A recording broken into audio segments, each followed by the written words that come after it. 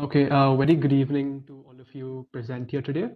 My name is Harshit and I'll be your host for today. Your host for today.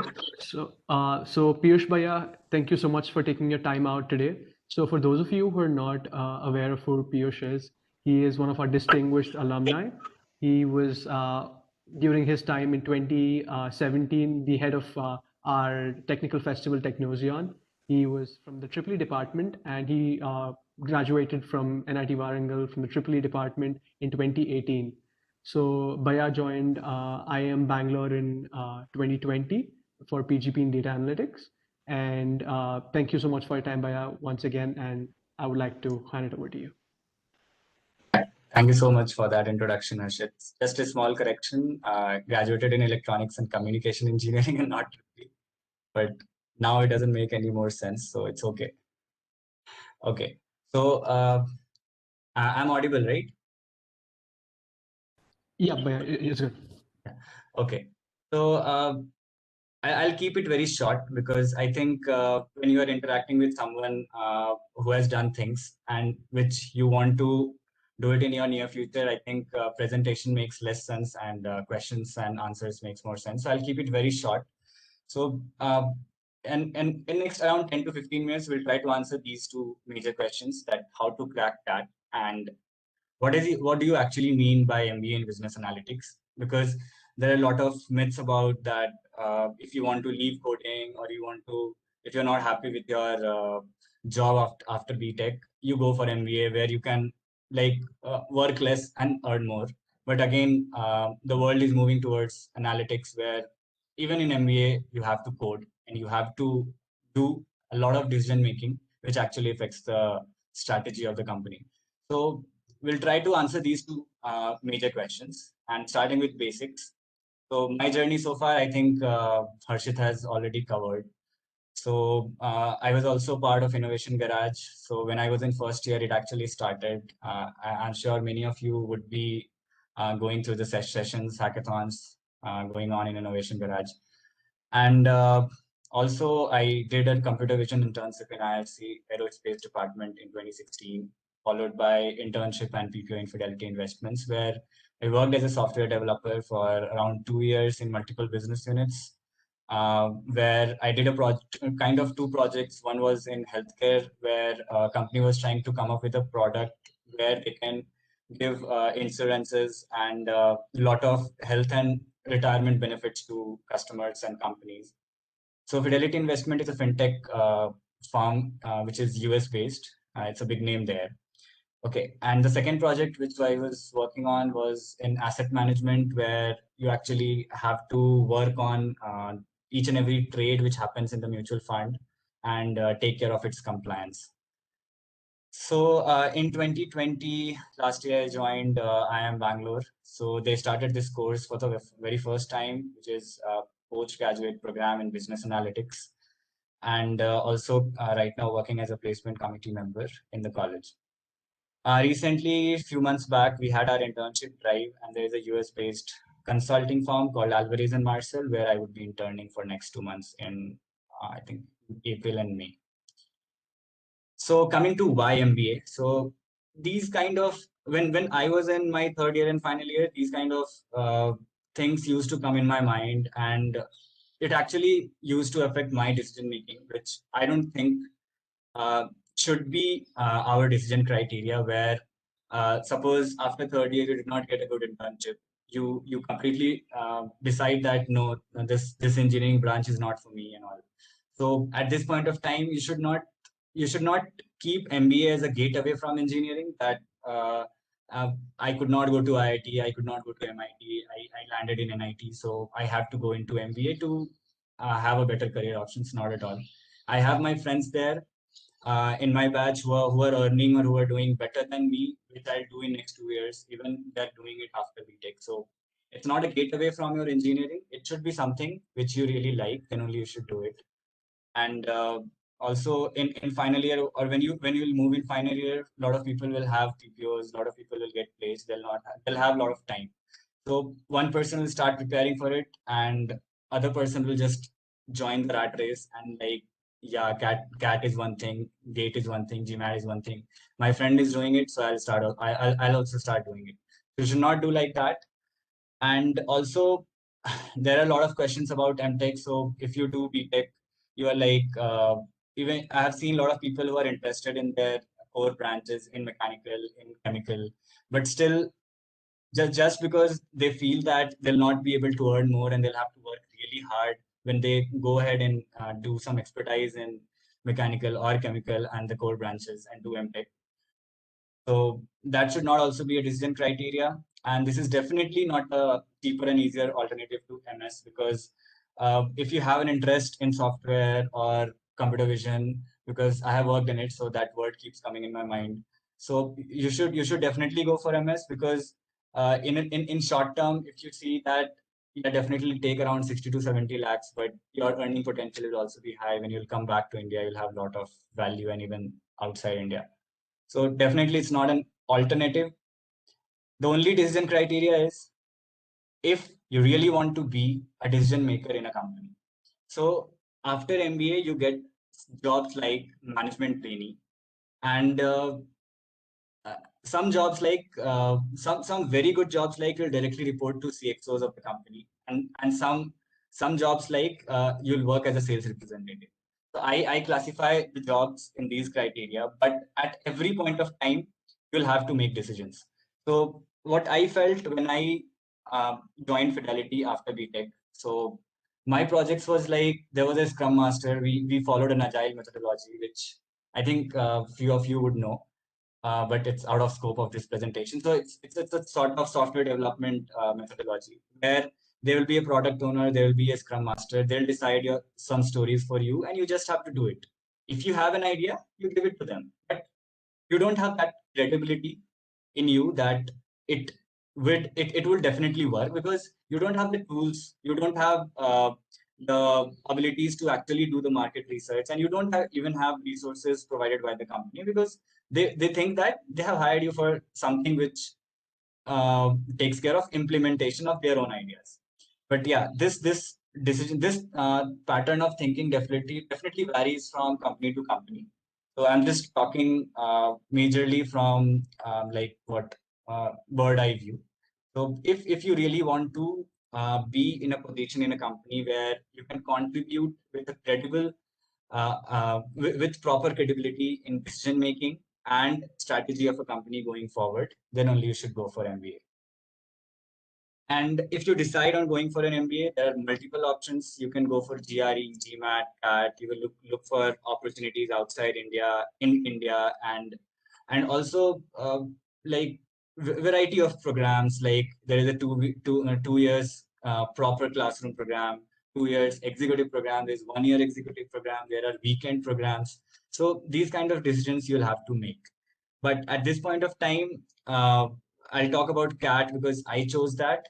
And definitely these 6 reasons were not the, like, these are the reasons, but definitely it should not be the only reason which drives you to give CAT. You would know there's like, if you give GRE and GMAT, there's a lot of fee you'll have to pay. CAT is what, 1,000-2,000 bucks, and GRE GMAT is like, if you convert it into Indian currency, it's I think 18K, 20K per exam. And also peer pressure. And a lot of my friends were preparing when I was in final year for GATE, where they were aiming for some postgraduate programs in IITs or good jobs in PSUs. So it needs preparation. Okay, so if you're from, since I was from electronics, if I wanted to go for GATE, I should have read around books for completely for which I read in the last 4 years. So people did it. It takes a lot of hard work. So yeah, so these reasons should not be there. And also a lot of people are not happy with their job after BTech, and they keep reading in news that some 30 LP average went for IMABC, ISB, and other colleges. So these are like, I'm not sure I should say this on record, but these are numbers that you should never believe on. And also, you would, being an engineer, you would know outliers affects the average.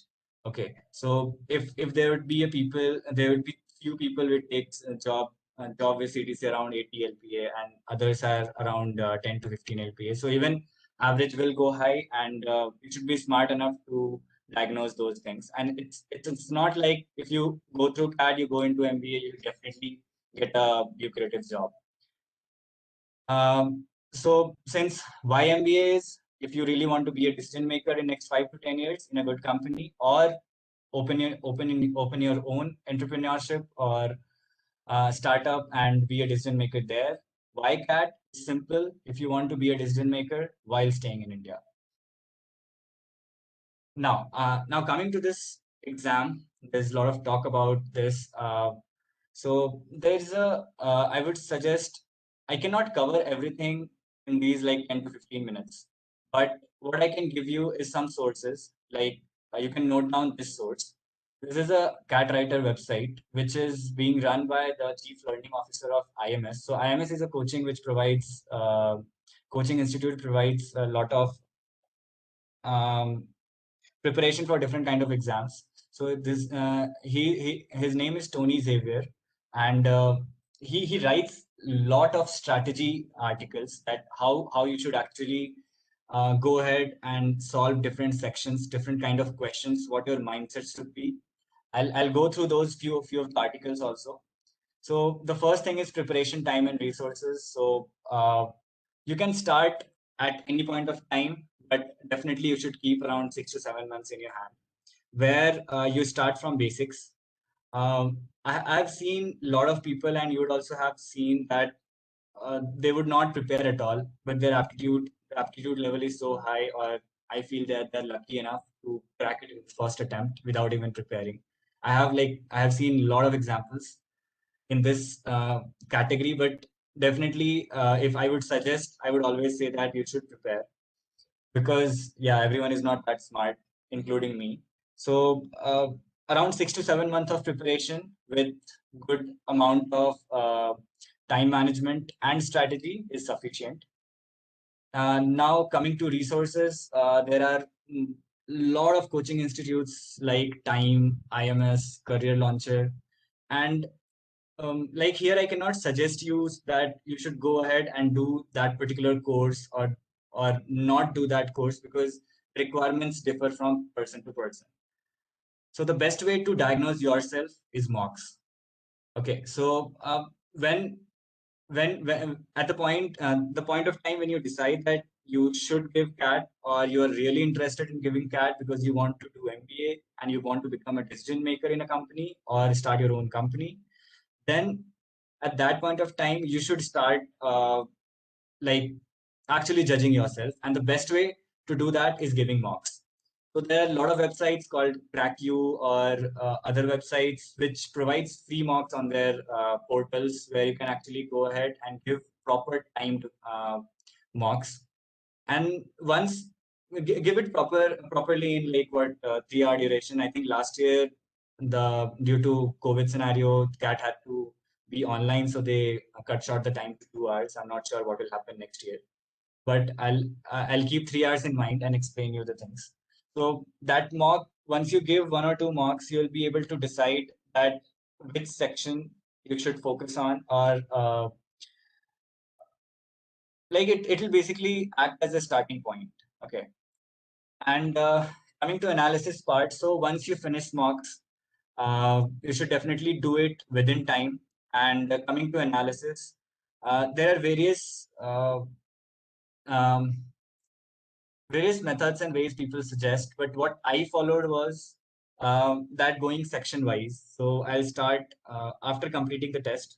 I'll rest for an hour, freshen up, then come back and open the first set, or first section, which is let it be VARC. So VARC is verbal ability and reading comprehension, where you have around 5 to 6 passages, and with that passages you have questions, and then followed by around 10 questions where based on verbal ability, where you have questions like para jumbles. There'll be 4 lines, you'll have to arrange those lines to come up with the meaningful sentences. Then some based on grammar, some based on I can't remember any other type of questions, but that you can easily see on any website. So these kind of questions. So what I would do is I would open those questions again, go through the passage again, and first at my first priority would be to identify that did I do mistake in this question because I did not have that capability to understand the question, or it was just a time pressure. If it's a time pressure with more and more marks, it'll get better. But if you really don't understand the concept, you note it down, move to the next question. And sometimes in reading comprehensions, concepts does not matter. It's sort of common sense which comes when you read a lot. So if you go into different coaching institutes, they would suggest you a lot of things to read, where ranging from newspapers to novels and articles. So you can note a website called Aeon, Aeon, which had good essays where around 3,000, 4,000 essay words of essays. So it covered a lot of topics from philosophy, science, politics, creativity. So the kind of passages which actually makes RC tough is like those kind of psychological passages, which is not based on science, which the topics which we are familiar of. So suppose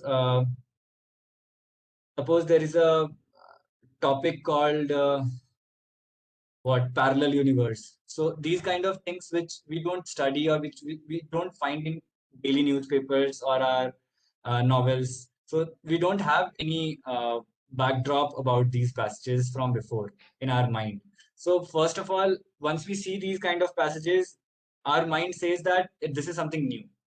And at that point of time, like uh, if you start reading the sentences, your mind will take more time to actually process those sentences, because this is not just reading, this is also comprehension.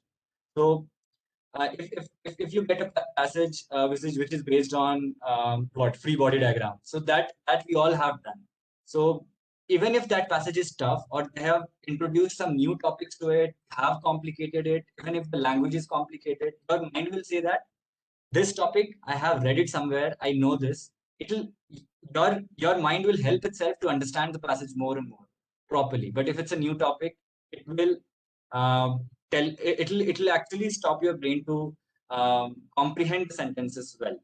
So this thing can only be solved by more and more reading.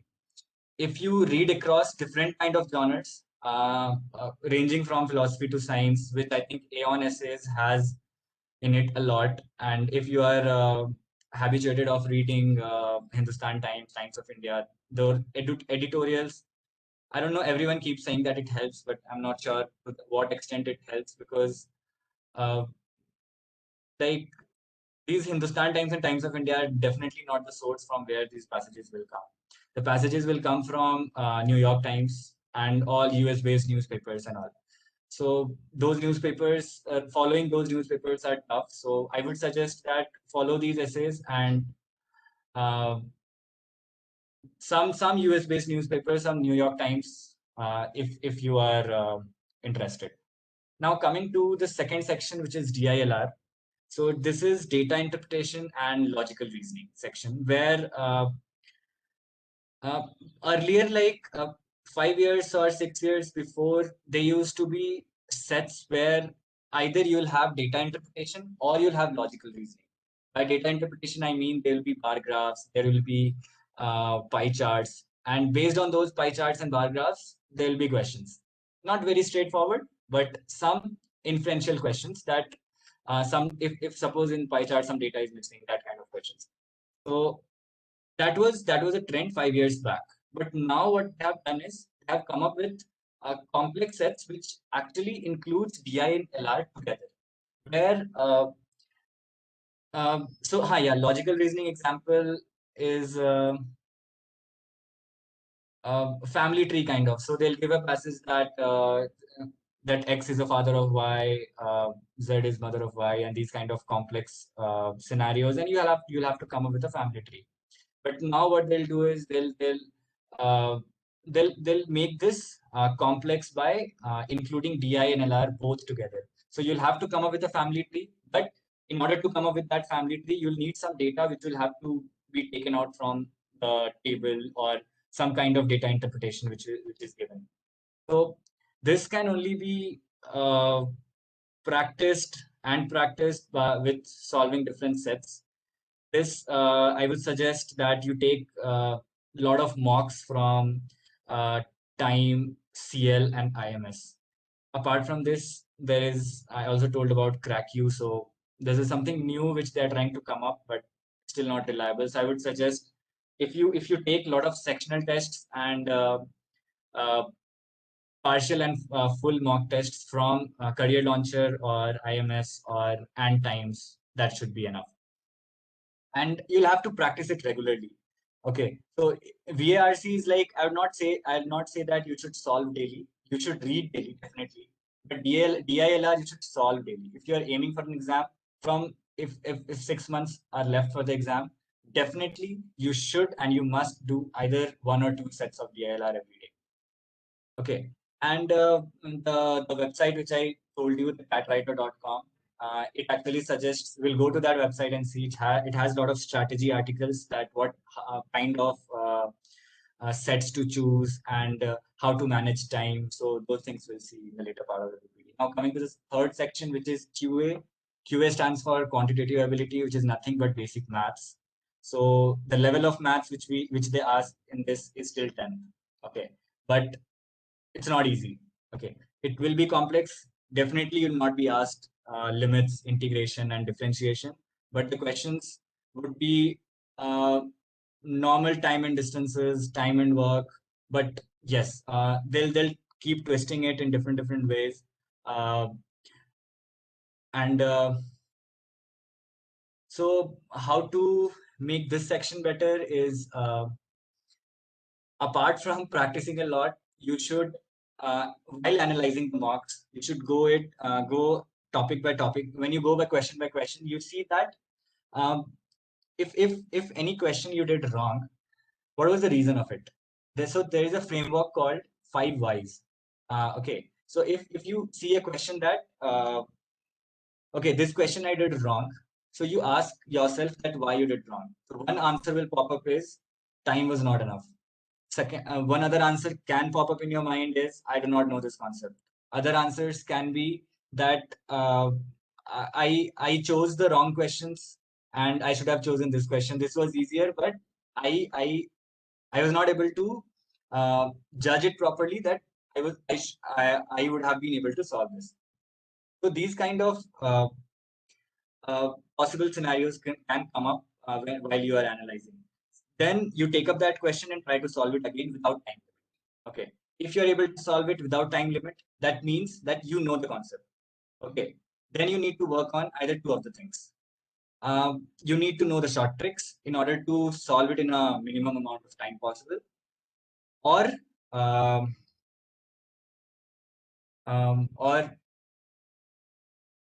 yeah, so or you did not, or so you were able to solve the question without time. That means that either you were you did some silly mistakes, or you chose the wrong questions and not this question. Okay, so basically, like, you were not able to judge that this question is like, I'll be able to solve this question, and in first appearance it looked tough. So these kind of things will come up later in the part, where I'll show you an article by Tony Xavier, where he actually explains how to categorize the question in different genres of ABC based on difficulty level, and how can you do that very quickly. Okay, so that is one way how you can actually go for proper question selection. And the other scenario is like you're not able to solve it, so there is no other option, and you'll have to go ahead and either read it from internet or a lot of YouTube videos, or if you plan to take a distance learning or a proper classroom program, you can definitely learn it there. Now suppose you gave CAT, you got some percentile. Now you have to fill applications for the colleges. Okay, so I'm going to show you some controversial stuff. So don't judge me on that, but that's the harsh reality of India. Okay, so this is one of the article which I have kept in LinkedIn. So my CAT percentile was 97.99. It was not above 99, and I proudly say that because even with that, I was smart enough to look for proper programs which where I could maximize my chances and get into the best institute possible. Okay. So while I was with my percentile in hand, while I was searching for different kind of opportunities, being a non-99 percentiler, I listed them down here. Okay. So you can read this on my profile on LinkedIn. But few of the points which I will mention is that if you are, since these IIMs being a government college, there are a lot of things called gender reservation, caste reservation, and even now we have economic weaker section reservation. So you should start exploring these things, and if you fall under any of these categories, definitely use these opportunities and to increase your confidence and get into the best institute possible. And if you're also there is something called non-engineer. So uh, what happens generally in these IIMs that if people come from engineering background, they are definitely uh, they grow their mind in such a way that they are seamlessly solving aptitude questions all along their placement preparations and different kind of subjects or when they learn coding and all. So being an engineer, it gets really easy to crack DILR and QA sections. And what the trend happens in the colleges are like around 80 to 90%. Every batch will see 80 to 90% engineers. So what they have started is giving some reservations to non-engineers in order to bring academic diversity. Because in MBA, what the best thing you have is peer learning. Okay, so in classes you'll just learn few concepts which I don't think help us anywhere. Okay, all the biggest things which help us are peer learning, where we actually sit and solve cases, where we discuss about few of the topics. And if suppose in a discussion group, if everyone is from an engineering background, uh, you would completely go biased in your discussion. You will not have any diversity. You will not have uh, different kind of point of views in front of you. So these are the reasons where due to which these colleges have started giving some kind of reservations to non-engineers. Okay, and yeah, there are definitely a lot of talks about your past. Okay, so that I'll talk about later. Please hold on. And I also talked about in this article for different websites where you can actually see the rankings of different colleges, because you can definitely not rely on any one of them. So look into different websites, look into like talk to a lot of people from different colleges, and then decide that which one fits your aim. Okay, now apart from IIMs, proper IIMs, like in IIMs we categorize into like different category where we have new and baby IIMs, which is coming up. Even they have good options, but uh, since they are new, they do not have the alumni network. That's the only thing they lack right now, and not the resources. Due to which they have to work hard to get proper companies into campus.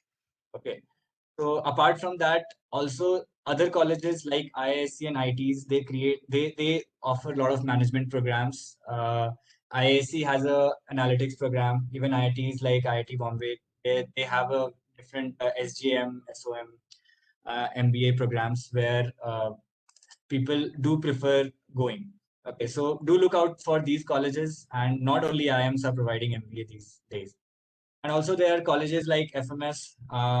They are they are the top-notch college in MBA, but sometimes what happens that you don't know the name of the college. You just want to go behind the brand. You want to be a graduate from IIM, and you leave these kind of opportunities. So I'm just giving a heads up. Okay, and apart from that, all the IIMs have their mainstream programs called postgraduate program of 2 years. Okay, apart from those programs, many colleges are trying to come up with some specializations. Okay, so the primary reason for these colleges to come up with a specialization is the industry demand. Okay, Gone are those days where there used to be one manager who just used to manage 5 people. Okay, in that way, you cannot survive in today's world. In today's corporate world, you have to have some technical skills. You have to have some speciality in some of the domain, and then people management or people skills are just additional responsibilities given to you, because in that way companies cut costs, and you as a person will be able to add more and more value to the company. So they, I see this pattern that a lot of IIMs and even colleges which provide MBA, like very generic MBA programs, are going for a specialization. So even only last year, IIM Bangalore started this PGPA program, and then IIM Kozhikode started with some finance and LSM programs.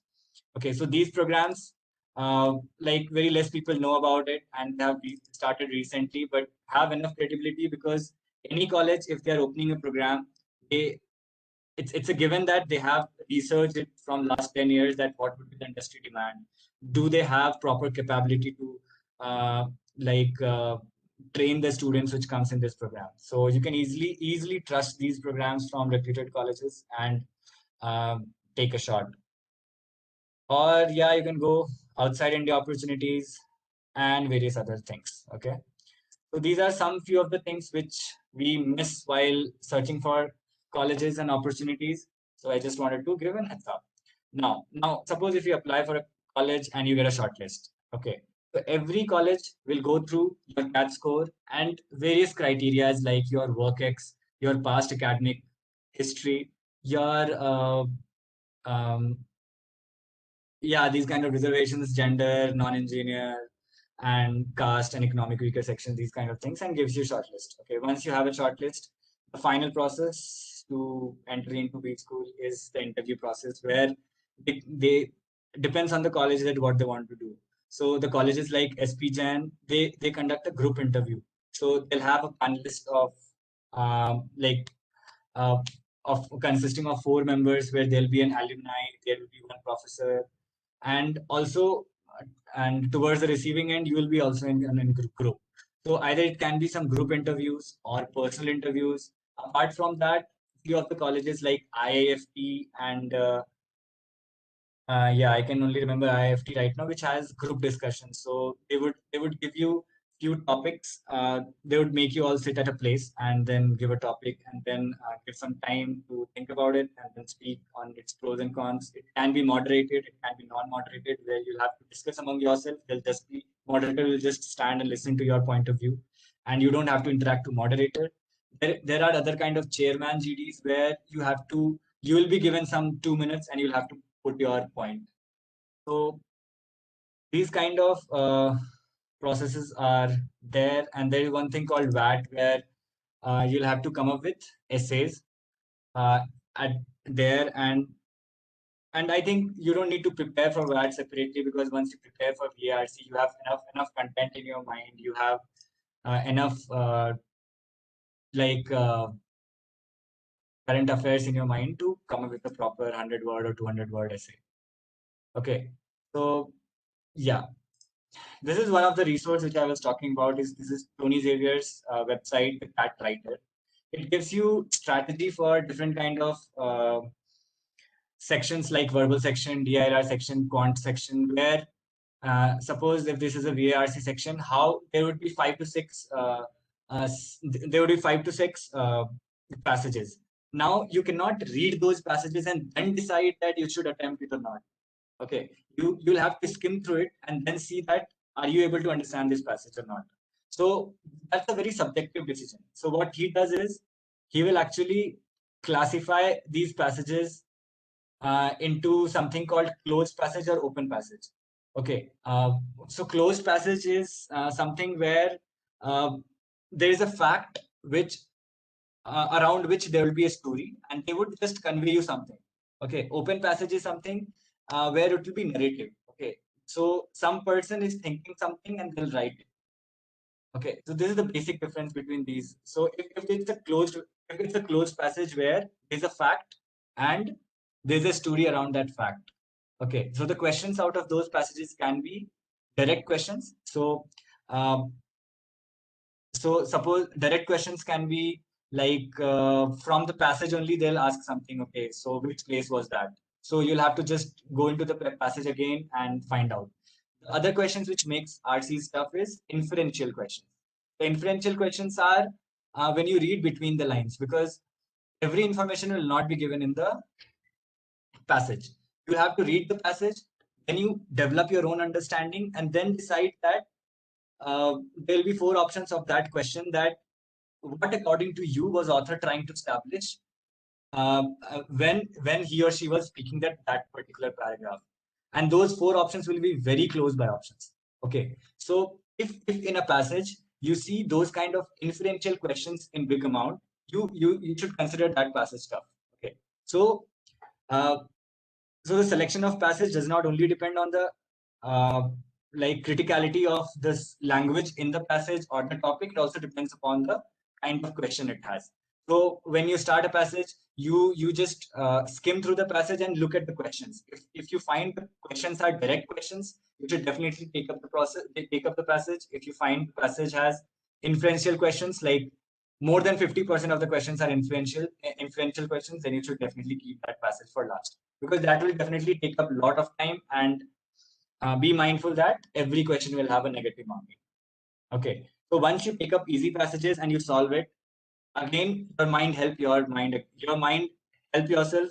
that some of the questions you have already solved, and that you'll have that confidence that okay, some 50% of questions have solved.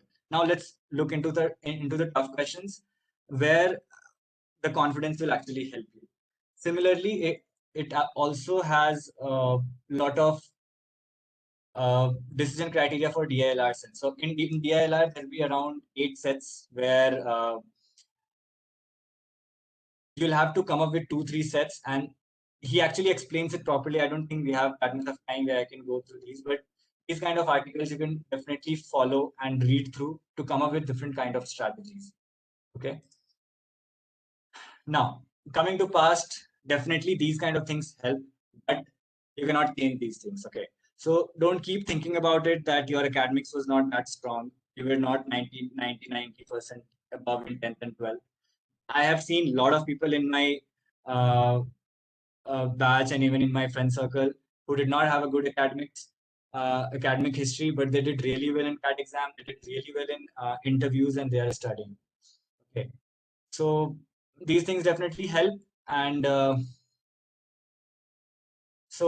one thing which I would discuss is WorkX versus freshers. So a lot of people have apprehensions about should we join immediately after college or not.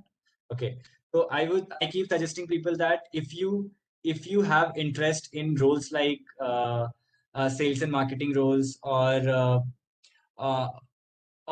general management roles, where you will have to work on your own skills, that they expect you that you are smart enough that you'll solve problems. Okay, so those kind of roles definitely are open for freshers, but a lot of companies come in campus come for only WorkX people for roles like product development. So if companies trusting you to head a complete product, they definitely expect you to have some kind of experience while some kind of experience actually doing hands-on on that project. So there are equal opportunities for both cadre of candidates, and it just depends on the kind of role you are going for. So if you're going for consulting, if you aim for consulting, I think WorkX or freshers does not matter. Your academic performance matters. So these kind of things you can actually research about and get to know. So you decide upon doing MBA as a fresher or WorkX based on the role you want to go into after MBA. Okay. Now coming to the last part, where that why am I here? Okay. So what we talked about was some general specific programs like PGP and some specialization programs like PGP in business analytics. So how these specialization programs uh, make us better stand in the market. Okay, so suppose if you are in a PGP, you would be understanding and going through a lot of topics which we also will study, and those topics will help you in coming up with sort of decisions which will not take care of past history or data.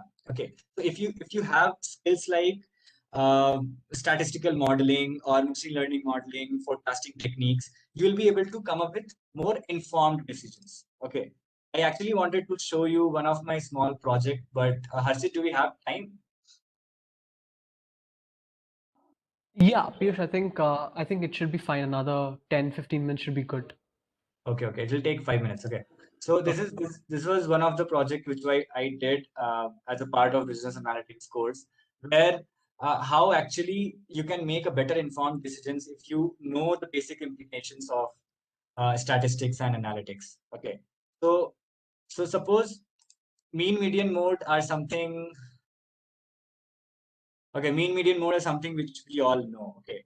So suppose there was a case which we worked on was an airline was trying to predict that um, like how much it should actually overbook their seats per flight in order to maximize revenue, because definitely not everyone turn up, okay, every time. So this decision, I think it's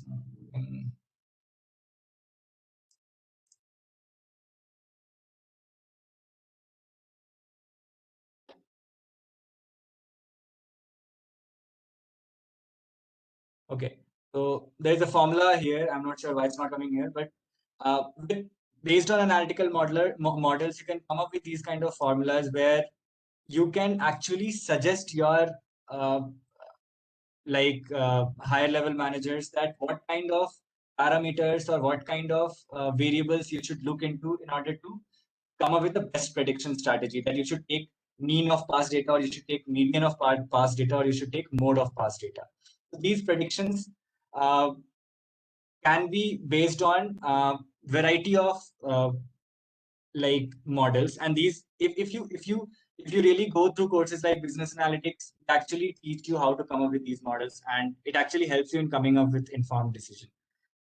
So I think that's all. I'm not sure how much helpful I was, but I tried to cover whatever I could in this short time. I think it took a lot of time, but if you have any questions, you can go ahead now. That's all from my side.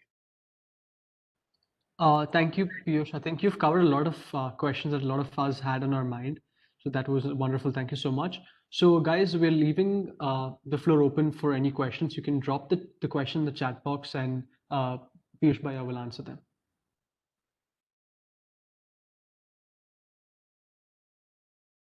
Go on, guys.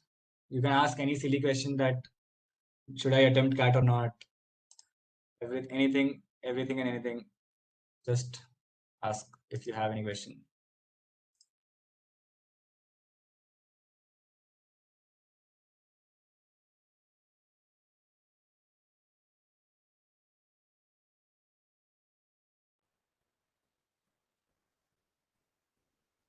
There's a question from Sai Nishit. I'm sorry if I'm pronouncing the name wrong. So it is, should I prepare for ESE or CAT? Should I prepare for? ESE or CAT? I'm not sure I understand what Okay. ESE is. Okay. What is ESE? Is that Indian Engineering Services something? Can you come up with the full form? Sai Nishit, could you just, yes, it is that. Okay, so Indian Engineering Services, see, this is completely two different genre of higher studies. So with engineering services, you go into core sectors in either government of India or even in private sectors where you actually work for government. Okay, so I have a friend Rajat. I'm pretty sure you would all know him. That he was an AI1 holder for both GATE and Indian Engineering Services in year I think 2019. So for CAT, when you come to CAT, you go through management study, which actually helps you in coming up with good kind of job in corporate sector. But Indian Engineering Services is completely different. When you get managerial jobs in good government PSUs, and yeah, so this is different. Now, what you should prepare on is completely based on your interest. So if you are looking for one time investment of your hard work, that you want to work just once, clear an exam, and for whole life you want have a secured job, then you should definitely go for Indian Engineering Services. But if you want to experiment with your life, you want to try different kind of projects, different kind of roles, different kind of sectors, and have a dynamic life, learn a lot of things, explore your interests, then you should definitely go for CAT. And after going out of B school, you would have uh, like jobs or opportunities in various kind of sectors. I hope I answered your question. Piyush, the next